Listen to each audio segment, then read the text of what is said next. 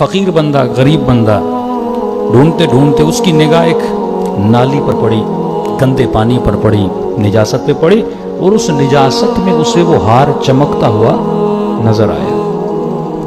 आगे बढ़ा, खुश हुआ कि मुझे तो 1000 पाउंड मिल गए, लेकिन हार था गंदगी के अंदर, निजासत के अंदर। निकालता तो कैसे निकालता?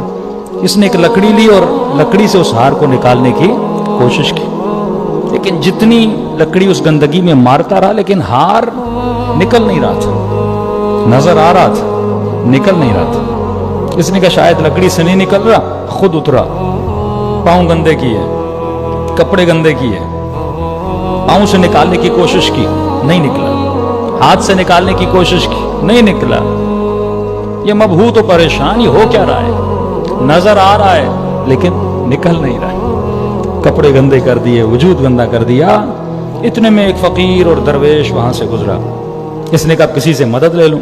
फकीर को अपने करीब बुलाया तो फकीर साहब, बहुत बड़ा इनाम है, 1000 पाउंड। मैं आपको वो चीज दिखा देता हूं, आधे आपके आधे मेरे। इस दरवेश ने कहा कि सारे तेरे हुए, बता तो सही मसला क्या है? इसने कहा ये देखो, इस गंदी नाली के अंदर हार पड़ा हुआ है, मैंने नकली से निकालने की कोशिश की, हाथ से निकालने की कोशिश की, पूरा वजूद मेरा गंदा हो गया, नजर आ रहा है लेकिन निकल नहीं रहा। उसने कहा बंदे खुदा, हार वहां पर नहीं। कहां पर है? कहा ऊपर देख। इसने ऊपर